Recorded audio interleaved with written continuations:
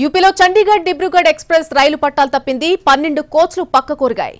ఈ ఘటనలో 4 ప్రయాణికులు చనిపోయారు. 20 మందికి పైగా గాయపడ్డారు. ఈ గోండా జిల్లాలో చండీగఢ్ డిబ్రూగఢ్ ఎక్స్ప్రెస్ రైలు పట్టాలు తప్పింది. మధ్యాహ్నం 2:35 ప్రాంతంలో ఈ ఘటన చోటు చేసుకుంది. ఈ ప్రమాదంలో 4 ప్రయాణికులు మృతి చెందగా దాదాపు 20 మందికి పైగా గాయపడ్డారు. రైలు బుధవారం రాత్రి చండీగఢ్ స్టేషన్ నుంచి అస్సాంలోని డిబ్రూగఢ్కు బయలుదేరింది.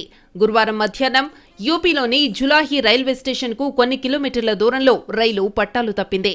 4 ఏసీ బోగీలతో సహా 12 బోగీలు పట్టాలు తప్పాయి. అన్నీ ఒక పక్కకు ఒరిగిపోయాయి.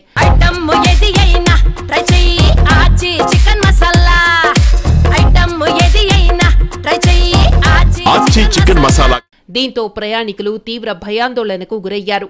రైలు పట్టాలు తప్పిందన్న సమాచారం అందుకున్న పోలీసులు వెంటనే అక్కడకు చేరుకుని సహాయక చర్యలు చేపట్టారు.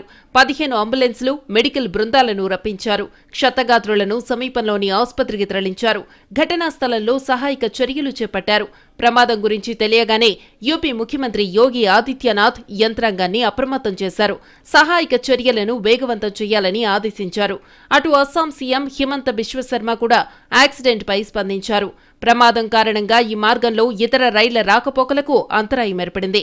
కనీసం 13 రైళ్లను దారి మళ్లించినట్టు రైల్వే శాఖ అధికారులు వెల్లడించారు. కొన్ని రైళ్లను రద్దు చేశారు.